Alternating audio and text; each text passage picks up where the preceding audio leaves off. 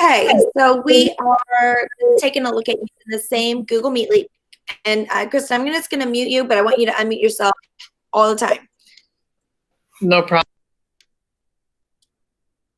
So we're going to use the same Google Meet link in Google Calendar. Now, I do use and I like the Meet link at the top of Google Classroom, but the problem with that is it doesn't make a calendar invite, and I really like to have things on my calendar. So I'm going to go over to calendar.google.com. And one of my tricks that I like to do is I like to use these three. On the side, it says My Calendars, and you'll notice it makes a calendar for each of your Google Classrooms automatically. So one of my tricks is I will hover over where it says My Calendars, and it gives me these three dots. And I'm going to click on the three dots and choose Display This Only, which just creates less noise in my calendar. Now notice when I come here to this one, I'm going to display this only, that when I create a new event, it now defaults to that algebra lesson planning calendar. If I don't do that, if I'm displaying all of them, it defaults to my primary calendar. So if you have a calendar that you're using just for working with students or something like that, which I think is a great idea, you'll have to manually switch which calendar that it's posting to. So again, my trick here is to click on the three dots and display this only, so I'm not looking at all of the other ones. Now, when I create a calendar event, I'm going to say we're going to chat about function notation. I just click on the calendar and it brings up this event creation. And I'm going to click Add Google Meet Video Conferencing. And coming, but is not rolled out yet, or maybe it did and I didn't notice, is if you use Google Calendar and you're the owner of the calendar event, then people cannot join it until you get there. I don't think that's rolled out yet, but it's coming. So I do like to use Google Calendar for that and many reasons, and I add Google Meet Video Conferencing. And so when I select that, it automatically creates a Google Meet in there. I can add guests. I'm going to do Kristen and Matt. Sherry, let's see if I've got yours. No, don't seem to have your email. Okay, so I won't add yours. Okay, and then I come down and I can add a description. We are doing a class discussion on function notation. Come join. Okay, save. I'm going to send just for fun. Okay, so now you notice when I click on this, I have this join with Google Meeting. It's kind of hard to see, but it says the Meet link. The Meet link is meet.google.com/QIU-TOTS-KVJ. Now, I'm going to later have a different event where I'm going to have the same people come. So I click on my calendar and I say we're going to have some office hours for class questions. And when I add a Google Meet link, you'll notice it generates a new one. When I click save, I'm going to go back to the old one. And as I hover over where it says join with Google Meet, you'll notice that it gives me the option to copy the link to that Google Meet. So I'm going to copy that link and then come back to this office hours that I've created. I'm going to click the pencil to edit. And this is going to a different link. So if I click on this little drop down arrow to expand the Google Meet options, you'll notice that as I hover over meeting ID, it has a pencil. So I'm going to click the pencil and I just paste. Do you see how it changed it? Do it again. When I Control V paste, it says the Meet .google.com, and then it strips that and just puts it down to the meeting ID. I'm going to click save. So now you'll notice is that this meeting has QIU and this meeting has QIU. So if I just go to a previous meeting and I hover, I just click on the event, pops up. I hover over the join with Google Meet. I can copy, and then when I create a new event,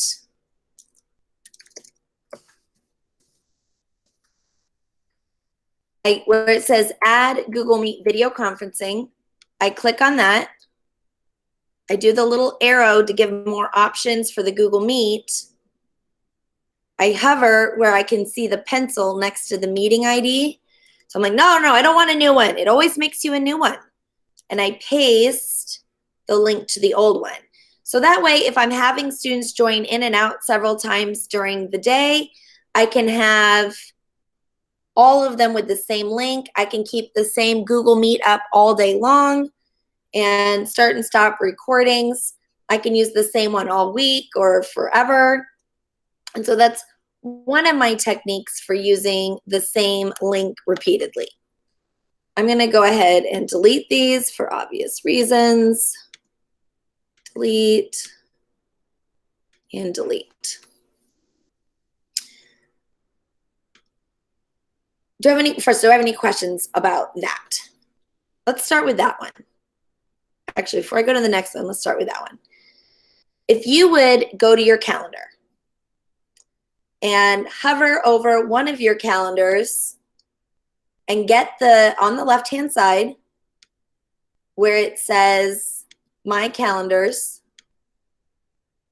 if you would hover and do the 3 dots, display this only, so you're only looking at the calendar you want to add to. Now, if you have a Google Classroom, the Google Classroom calendar is a regular Google Calendar. So you can add your meetings and things to the class calendar, and students would see it on their calendar.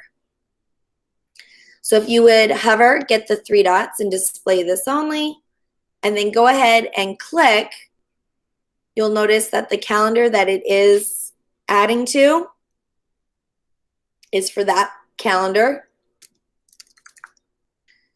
Make a Google Meet conference, save, click on the event, hover over where it says join with Google Meet so you can get the copy icon. Copy that Google Meet, make another meeting, add a Google Meet video conference, click the tiny triangle so you can see all of the Meet details, edit the meeting ID, and paste the meeting from the previous meeting so they're now both the same. So if you have an opportunity, can you try doing that? Let me know how it goes. So if you hover over any event, you can get the copy Meet link. This is relatively new. I think it's for sure this year. I'm not sure when they rolled this out, is the ability to reuse the same Meet link. But it's definitely a hidden Easter egg. You don't think about it. You don't realize you can do it. And you have to know that you can edit when it makes a link, a Meet. You have to know that you can edit that and like replace it. You're like, no, I don't want that one. I want this one. So if you'll give that a try.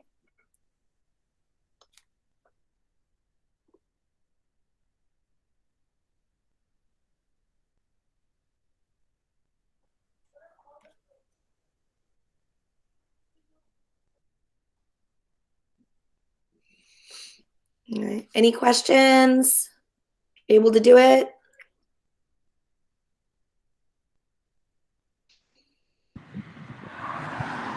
I have a quick one. I don't know if it's relevant. So I've noticed when I have a meeting, I've done something like that where I had the same one for every meeting during the day. And the second time the kid comes in, it doesn't make a little ding to let you know they're there. Yeah, that's a good point, because once you admit someone to a meeting, if they exit and come back, they're just able to come back. You'll notice Kristen did that a little bit earlier. She was in. I'm not sure if she got kicked out or just had to like go do something and come right back in. She was able to join back in without me inviting her. So you're correct. That would not be something that fits all. Okay. So if you want that, then you'd have to have a new meeting link. The advantage is that if the kids join the wrong one, you know, they get on the calendar and they pick the wrong one, it's the same link all of the time. Yeah. The disadvantage is if you're doing a recording. So like I'm doing back-to-back webinars right now. Let me show this one. When I switch to this webinar, you'll notice both webinars. Oh, no, they don't. Dang it. How did that happen? Okay, I messed this up.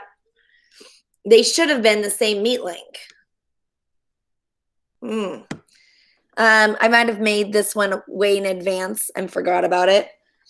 But anyway, I would have seen that these links were the same as I end this webinar and I go to the next one. So I stopped the recording and I start a new recording. Both the webinars, your Google Drive is a hot mess webinar, would be named, the video would be named using the same Google Meet calendar. It would default to the first one that I used as the meeting title. Does that make sense? So that's the other downside is that if everybody leaves and we all rejoin, then it would have the new title. But what's going to happen is I'm going to leave this webinar. Some of you won't leave. I'm going to join back in and start the recording a second time. And since we already did the session, it uses the same name as when I started.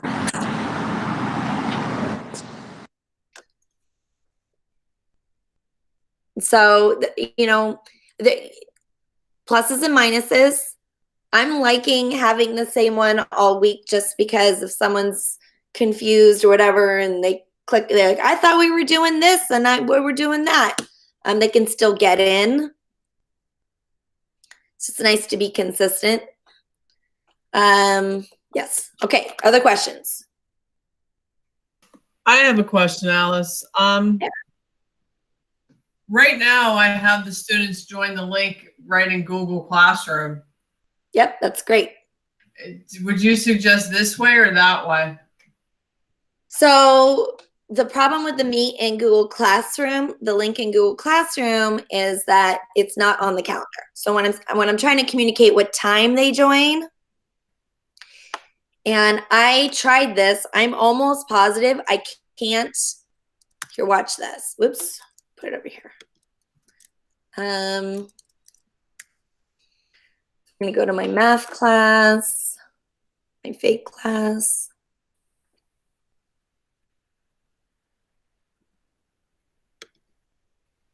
And this is the link for that. I'm going to go into the settings. I'm going to come down to the Meet, and it lets me copy that link. And when I come in here, I'm going to try it, but I'm pretty sure it won't let me. If I add Google Meet, I do the drop down, and I edit, and I paste the one from Google Classroom. What if I get rid of this lookup? Yeah. I cannot use the one from Google Classroom in Calendar. Right. So my recourse is to get rid of that and put in the description, use the Google Classroom Meet link, and then I just paste it into the description. Oh, okay. Which works. Or I just tell them use the Google Meet link and I make them go to Google Classroom and that's where they get the link. Yeah. So those are options. I'm not necessarily promoting one over the other, Kristen, as much as I'm just letting you know that this is possible. Yeah. And there are some reasons that you might like that. So I recommend that you don't have kids sitting in front of a screen all day. Let's agree that that's a bad idea. So if I'm going to say like, okay, you guys, we're going to be together 15, put it on the calendar. Here's a link. And for whatever reason, I'm not using the one in Google Classroom. I can get the same video meet link. I tell them, okay, you're going to do independent work for 40 minutes. Then you're going to come back. So I'm going to structure my calendar. I want to go to that class. So I'm going to display this only. Let me get rid of these. So I'm going to start like, at 9 a.m. we have morning song. I'm going to add this meet conference. And this is only going to be 15 minutes. So I've got a Google Meet for that. I'm going to save it. I'm going to click on the event. I'm going to copy that link. I am going to say now we have independent work, and that's going to be from 9:15 a.m. to 10 a.m. And I'm not going to have a Google Meet for that. I'm going to add description, go to Google Classroom, find the today topic, and work on assignments number 056, number 057. I'm going to have no link in there. Okay. Then at 10, I say we're going to do a number talk. I click the add video meet. I do the tiny drop down. I click the pencil and I paste the link to the same video meeting. And we're going to do that from 10 to 10:30. So you see what I'm able to do is just build my schedule for the students. I'm over here, 3 dots. I'm on the calendar that they have for Google Classroom. So if they go into Google Classroom, they're on the classwork page. You see it says Google Calendar. If they open that, they'll see the schedule that I've set out for the day of when they're doing independent work, when they're doing Google Meets. If you want to do some group work, you can schedule that in there. You say we're doing group A breakout, and we're doing that from 10:30 to 11. And I'm going to add the meet conference, tiny triangle, edit with the pencil, so it's the same link. And then group B is going to be at 11. If you're doing the Catlin Tucker small station rotation model, you can set those up in Google Classroom, or excuse me, Google Calendar, so they know what time their group rotates to you. And then, of course, you can invite, add guest, copy, paste who's in group B into that event. So they know when they're doing their rotation that they're going to work with you. But I have for all of these, they're all using the same meet link. Okay, questions?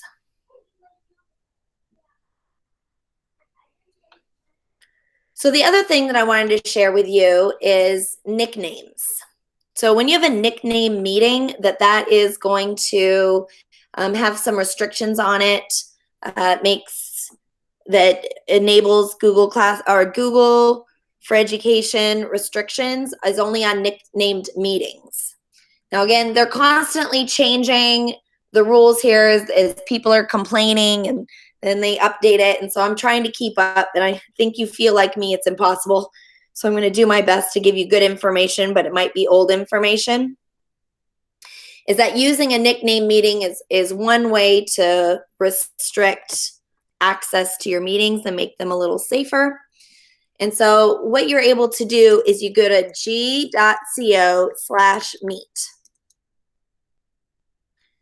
And when I join or start a meeting, I can give it a nickname.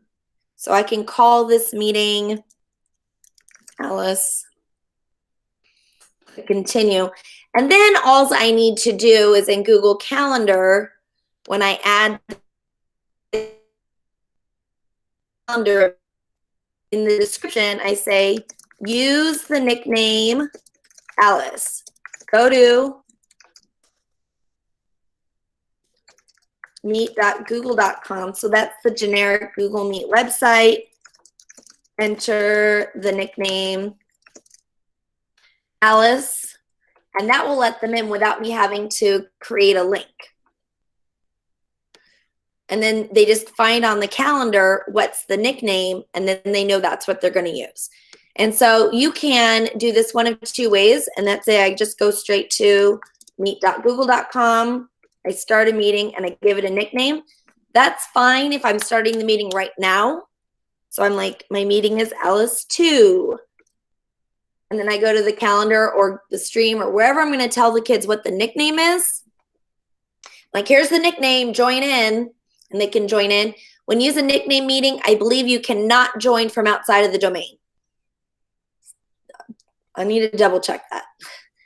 And it has some other options. I can present. Huh, interesting. That seems new. So I can do that. And then I can also do it this way. If I just do g.co/meet, and then I'm going to make up my nickname, Hamburger. You see, this didn't exist. It's going to join me straight to the meeting, and the meeting nickname is Hamburger.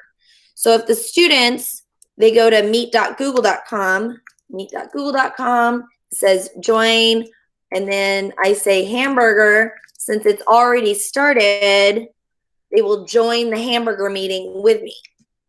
So if in advance I decide what my nickname's going to be, then I put into Google Classroom or wherever.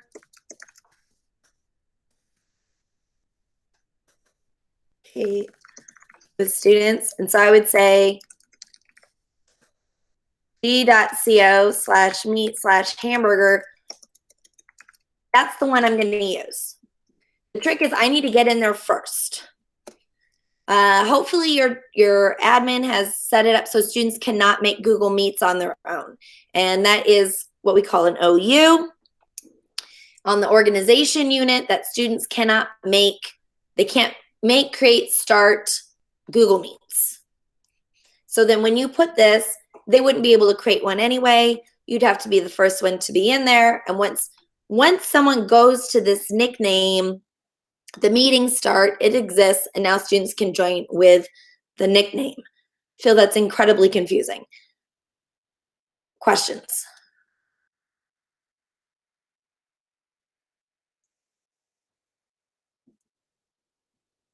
No questions? So the trick is to memorize the g.co/meet/. If you want to create a nicknamed meeting in advance, it's literally as easy as, here is my nickname, is putting the whatever the nickname is after the g.co/meet. You post in like, this is the nickname we're going to use, and you just make sure you're in there first. Or tell them to go to meet.google.com, and you'll reveal the nickname when they need it. So when you start a meeting, you create a nickname for it, and then you post in Google Classroom and Calendar or wherever, this is the nickname we're going to use, and it's reusable. So you can do it for your next time you get together as the same nickname. All right, that's all I got unless you have questions.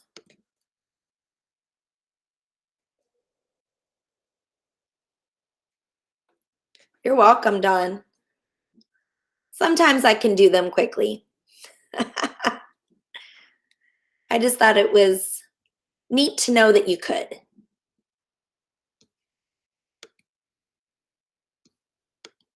Okay.